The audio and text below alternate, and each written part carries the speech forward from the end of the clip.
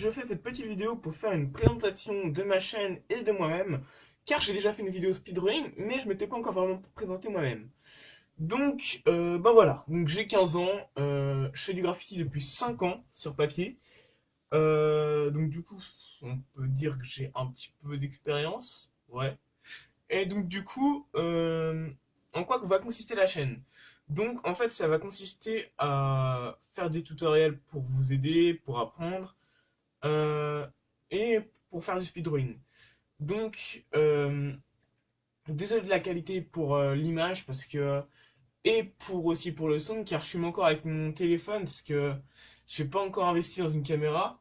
Donc, pour les marqueurs, donc en fait, au niveau de tout ce qui est outils pour travailler, pour dessiner, on va pas avoir vraiment besoin de d'outils directs comme des pro marqueurs dès le début, ou en fait, on va juste avoir besoin de feutres tout simplement, comme des vieux feutres à l'eau tout dégueulasses. Bon, là j'ai pris un violet, mais des bics, ça suffit largement pour commencer. Moi j'ai commencé avec ça, avec des stylos.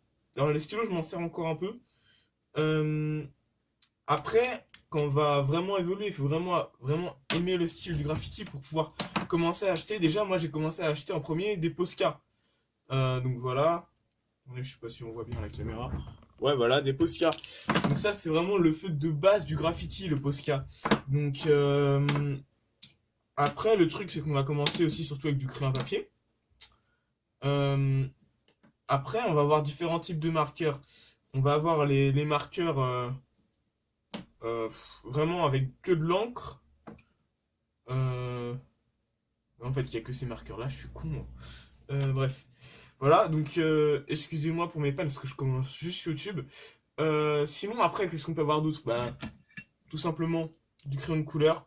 Parce que on va pas vraiment pouvoir faire du dégradé avec ce genre de feutre. Donc pour les dégradés, je vous conseillerais plutôt des crayons de couleur, tout simplement.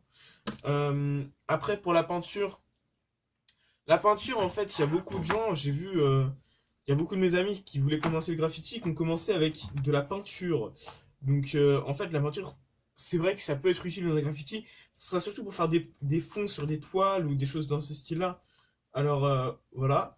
Après, qu'est-ce qu'on peut avoir d'autre? Pour le street art, on va peut-être avoir besoin d'un cutter. Euh, Cutter, que j'ai foutu, je sais plus trop où. Je sais plus où j'ai foutu mon cutter. Bref, un cutter, donc tout le monde sait ce que c'est qu'un cutter, un cutter. Justement pour faire le pochoir. Donc justement, après niveau papier, on va avoir besoin, enfin au début, juste d'une feuille blanche, banale, des feuilles A4 d'imprimante. On s'en fout, on n'a pas besoin d'un papier spécial puisqu'on n'a pas encore besoin de se servir d'un marqueur. Alors du coup, on prend n'importe quel type de papier. Après, si vous voulez faire du pochoir, donc ça je vais peut-être pas mal faire de vidéos de pochoir, il vous faudra un papier un peu plus adapté. Donc, attendez, je vais sortir tout le truc, tout le stock de papier que j'ai pour faire mes pochoirs. Donc là, c'est des papiers industriels, je crois. Et bref, ça c'était ma mère qui me l'avait pris de son travail. Donc ça va être un papier, je sais pas si on voit un peu la caméra avec la lumière, un peu brillant. Donc ça va faire un côté un peu plastique. On entend un peu au bruit. Et ça va être beaucoup plus solide que ce papier-là, par exemple. Ce papier-là, on va le secouer. Ça fait vraiment un bruit de feuille, alors que celui-là, c'est plus un bruit de carton. Alors du coup, vraiment, pour passer au cutter, franchement, ça sera plus facile pour faire des petits angles comme ça, par exemple. Des petits angles comme ça. Vraiment, les petits coins là, au papier, ça va être beaucoup plus difficile à couper au papier, sur du papier normal que sur du papier un peu cartonné, plastique. Donc, faut vraiment, enfin, si vous voulez faire du pochoir, il faudra vraiment investir peut-être dans des feuilles dans ce style-là. Et encore, au début, on peut servir de carton tout simplement. Voilà.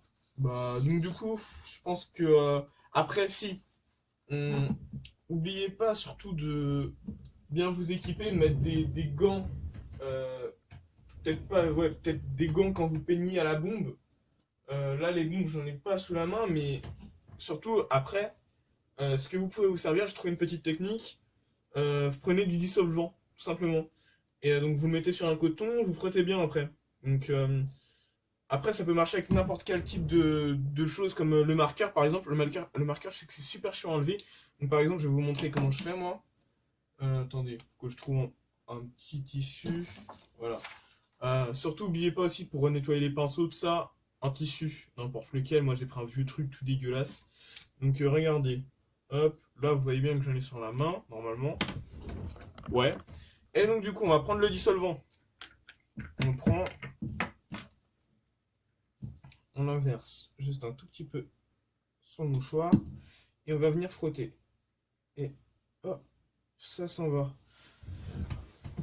Tac, voilà le résultat. Donc on en a encore un peu, mais ça s'enlève à l'eau vite fait, quoi. Et le truc qu'il va vraiment falloir faire après, c'est mettre de l'eau dessus. Bon là, je vais frotter un peu vite fait.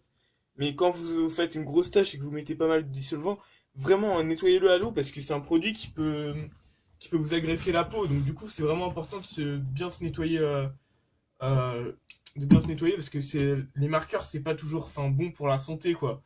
Quand on a de l'encre sur les mains, pareil, quand on met du stylo sur les mains, c'est vraiment pas bon pour la santé. Alors après, qu'est-ce que je peux vous dire d'autre? Quand vous peignez, justement, mettez des gants. Des gants, prenez des vieux gants tout dégueulasses. Même en laine, on s'en fout un peu en fait. Si peut-être pas en laine quand même, mais des gants de vélo par exemple. Les gants de vélo, c'est idéal pour commencer.